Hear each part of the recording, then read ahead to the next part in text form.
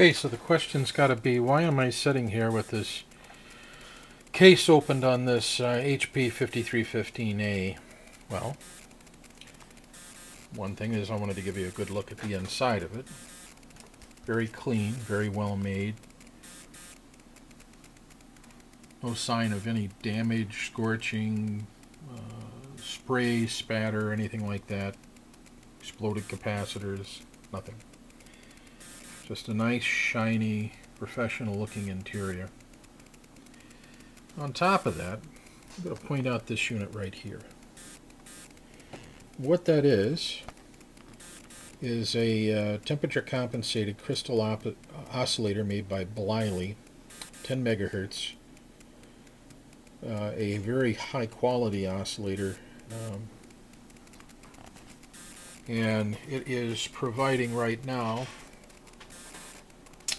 a time-based signal that is accurate to something less than 1/10 of a hertz, and it's been holding it fairly steady. You'll see it flash 0 to 1. And when I first turned this unit on, it was amazingly close, like within a hertz of being accurate to begin with. So this has just been a little tedious, hair-splitting adjustment process.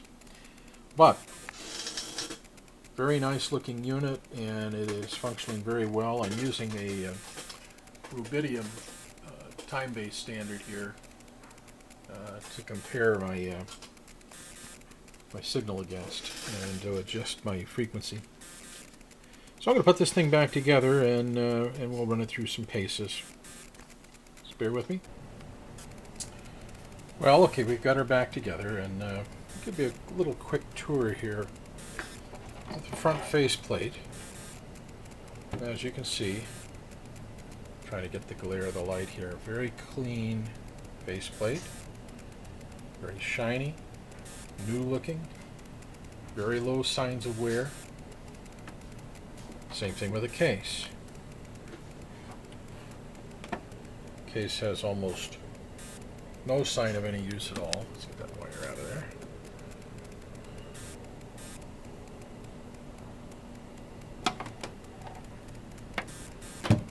Side view.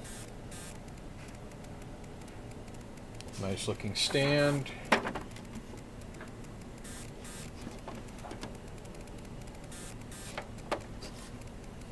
Underbelly.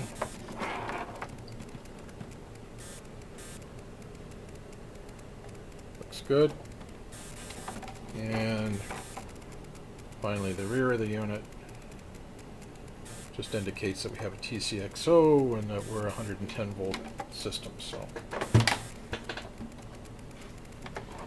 we're still connected up to the rubidium, and as you can see, we're still within 1/10 of a hertz. If I turn my gate time up a little bit, we'll lose a decimal. We'll shift everything to the left, and you can see our full 10 megahertz right down to the hertz.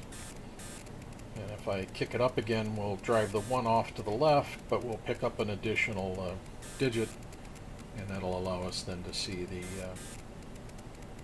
count at the lowest end. And we are right now reading 1 count over perfect all set of zeros. In fact, there's 7 zeros right there. So we've got 10 with 7 zeros after it. It's 10 million to 1/10 of a hertz. Magnificent. If it holds this, wonderful. And we'll test this over the next day or so just to see how she holds. Let's go ahead and run this thing through some tests. Okay, we're connected up to this PTS 500.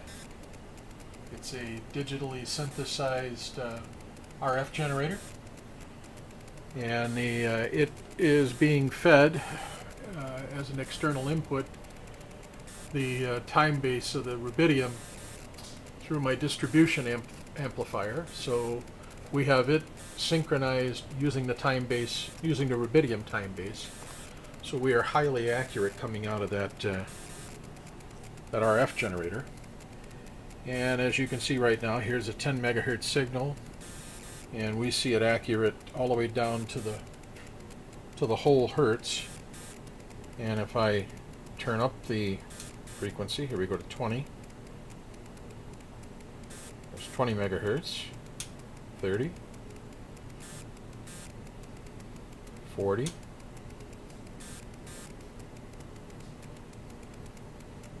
50, 60,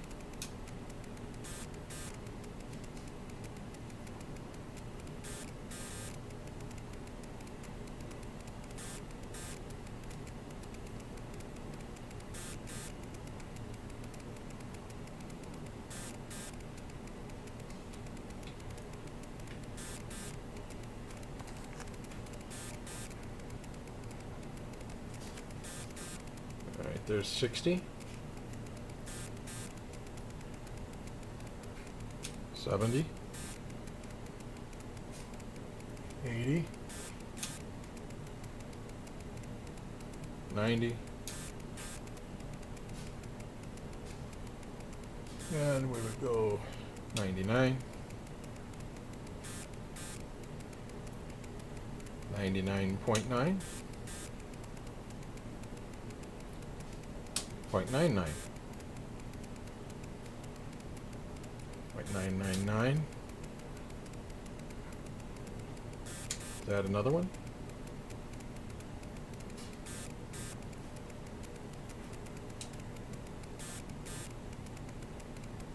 And even one more. There we are. 99 million. Well, let's see, that would be 99,999,999 hertz. So there's your 100 megahertz. Now we'll go back to all zeros.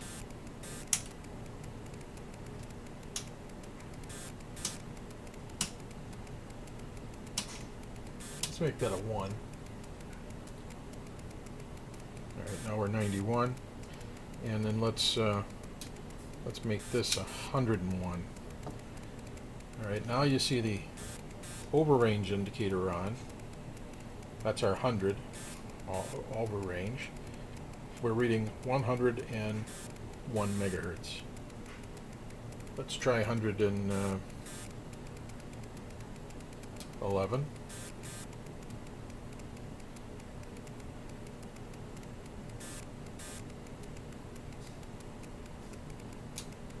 Let's try 121.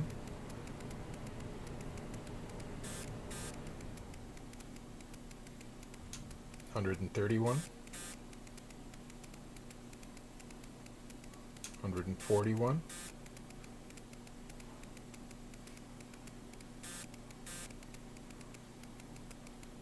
151,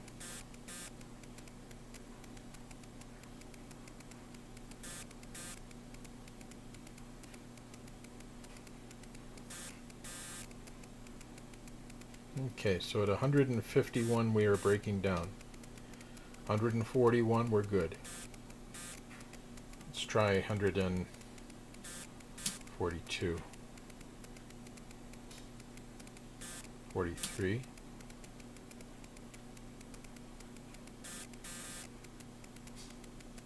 44. 5. Yeah, I see that we're starting to break down on the lower end. So we're good at about 143, 144 megahertz. You'll get readings. We can take this thing all the way to 149, and you'll see 49. But you'll notice that we're not zeros on the back end anymore.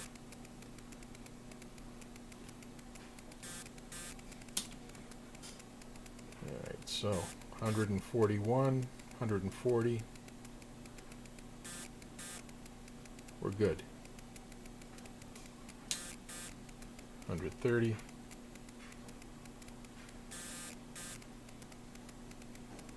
Good. All right, let's go the other direction. What would be our low frequency? There's 9 million.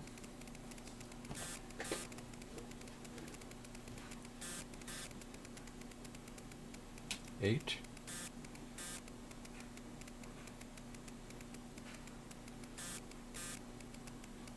7.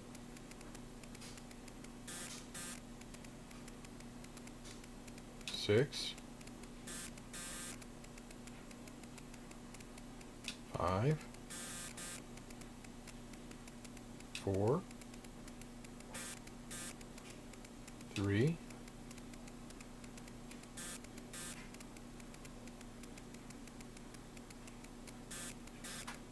2 million. 1 million.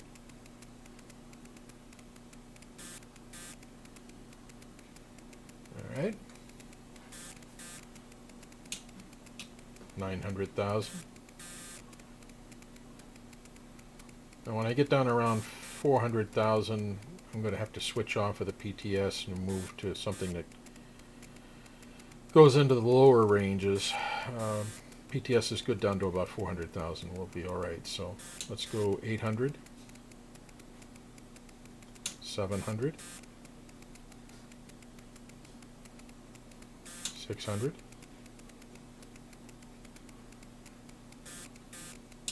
500, 400. All right. Let's go 300. See if we can.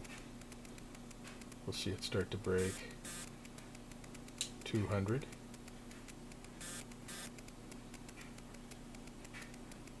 Yeah, we're not getting 200, so we'll start at 300, and we're gonna move to this Hewlett-Packard 3320B. This is a frequency synthesizer that'll produce anything from a fraction of a hertz up to about 10 megahertz. So we'll pick it up at 300,000. Now it isn't fed through the distribution system.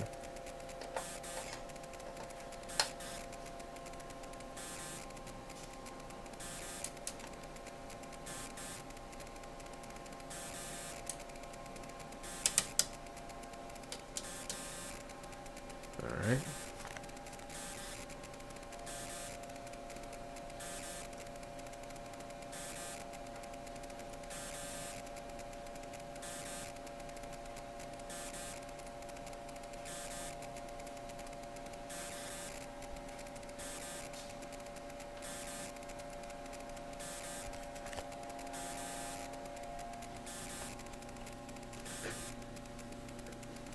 So because we're not fed through the distribution system, we're going to see we're off on the very right hand couple of digits here. But there's 300,000. Here's 200,000. 100,000.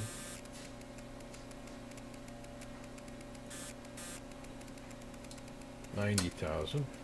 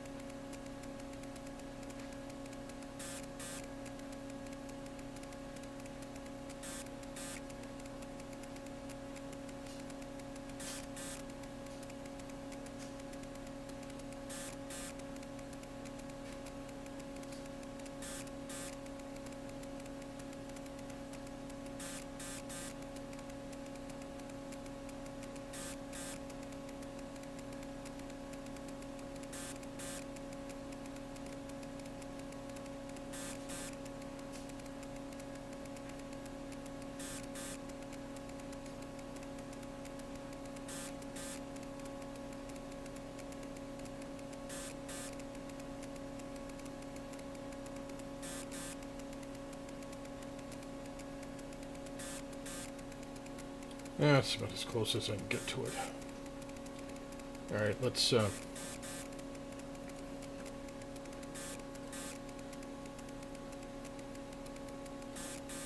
that's 90,000. 80,000.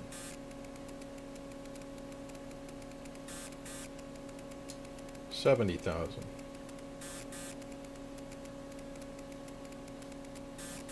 60,000. 50,000. 40. 30.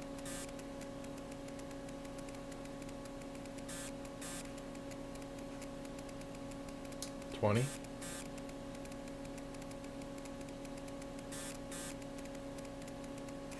10. So there's 10,000.001 hertz. That's what that's reading right now. Alright, let's go 9,000.001. 8,000. 7,000. 6,000. 5,000. 4,000. 3,000. 2,000. That's 2,000.0003 right now. 1,000.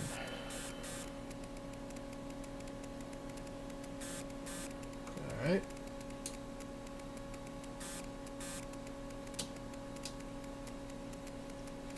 900.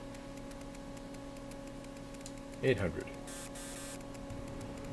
700. 600. 500. 400. 300. 200. 100.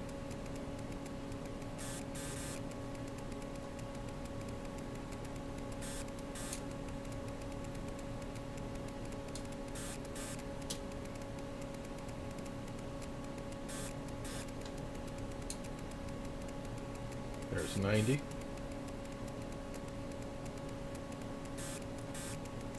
80.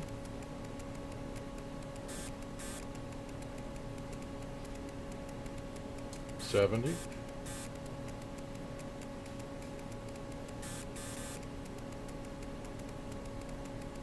60. 50.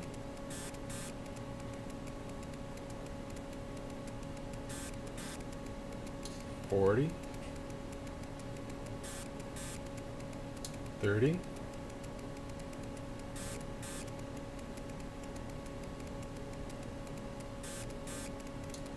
20. Now let me point something out to you. If it hasn't become obvious at this point, this is where this counter and a great many other counters diverge. This counter is reading right now 20 hertz. But if I really got the full scale of it, what am I reading? I'm reading 20, in this case 19.999947. So it's giving me maximum resolution. If I step this up to a better average, we could go to a 10-second average, and she should stop hopping around a little bit.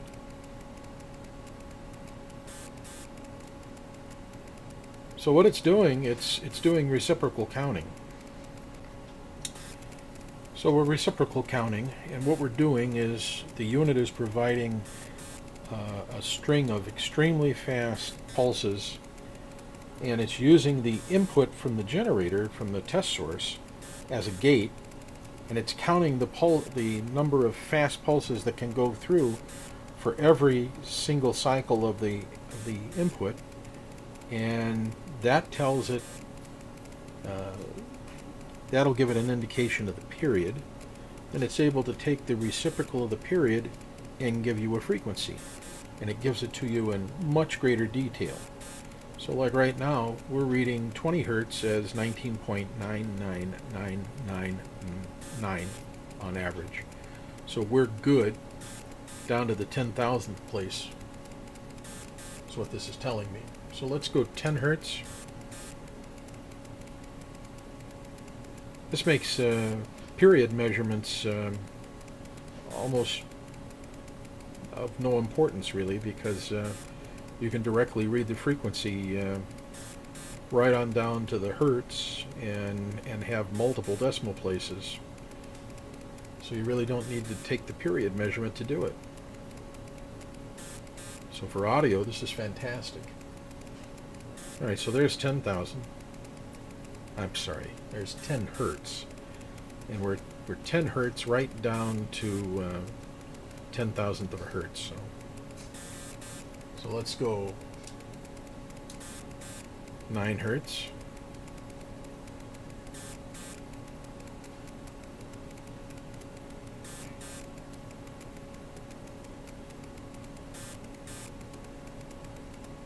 There's 9.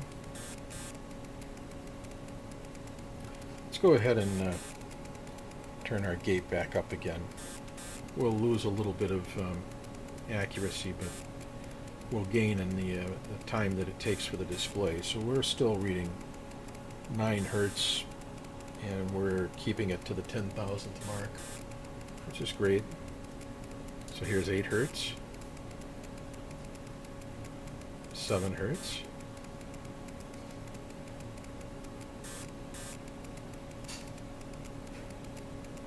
6 hertz,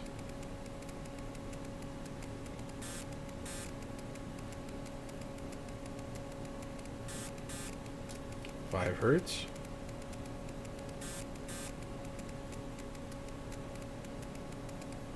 4 hertz,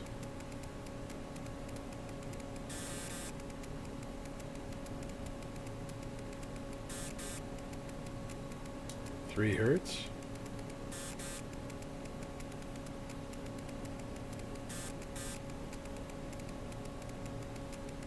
2 hertz,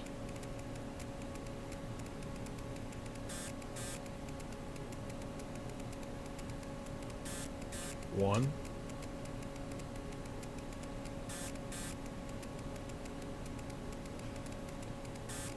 'Alright, so we're reading 1 hertz.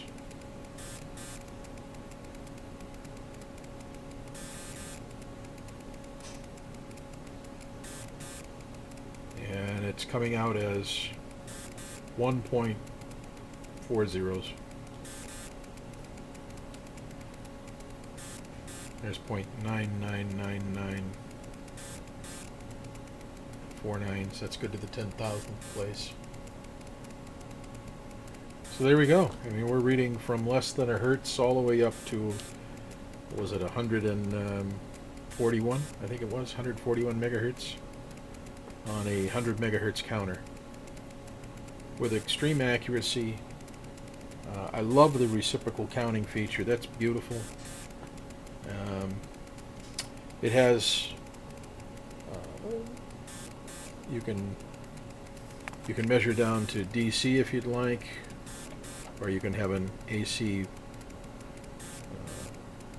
connection. I punched it in. That's to DC, so we're getting our most accurate reading at this low frequency. If I go AC, I'm going to throw a capacitor in the line there, which protects my meter from pulses, but it's going to kill the reaction. Like right now, I don't see that I'm actually able to cycle. Here I had to turn up the gain a little bit, and we picked her up again, so no problem.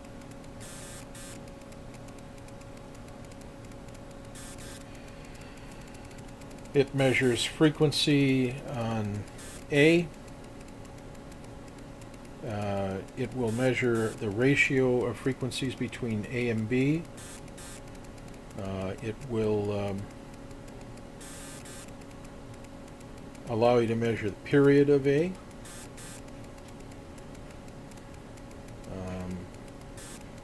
As a totalizer, it'll count pulses.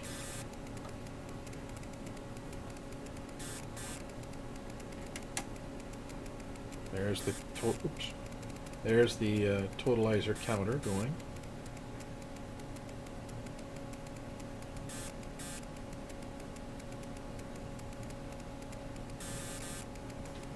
I could turn the frequency up, and you'll still see it counting, of course. So there's your totalizer. We can reset it.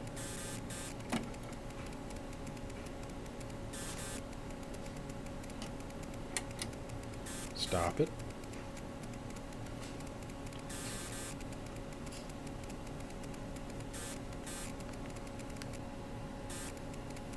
Okay, so here I'm reading the frequency of 100 Hertz, and then with the push of a button we can go to period.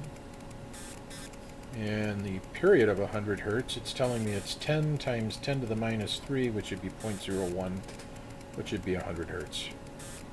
1 over 0.01. So the period counter is working.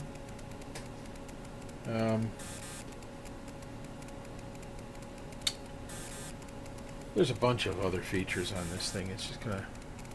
We have a trigger level control. We can go raise our sensitivity or lower it.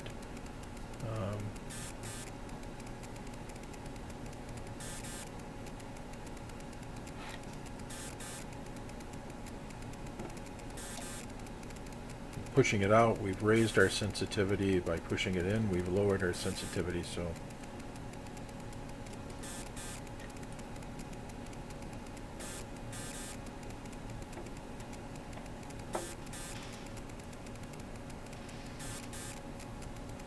we have filters, we have attenuators.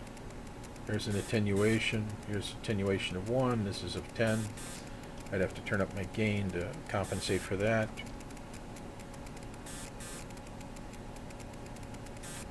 That allows me to go with higher voltages, maybe measure the output of a transmitter sort of thing. I'd be very careful doing that, by the way.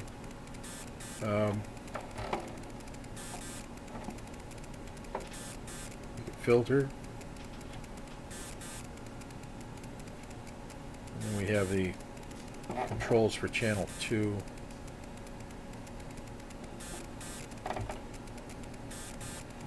Attenuator and coupling.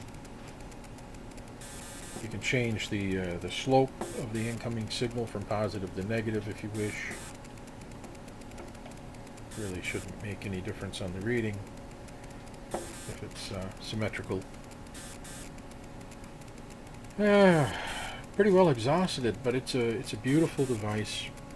It's in beautiful shape. It's made by Hewlett-Packard. They made wonderful products during this particular period of time. Whoever wins this is winning a beautiful unit. So, along with it, I'll be providing a manual, and I'll provide a brand new set of leads.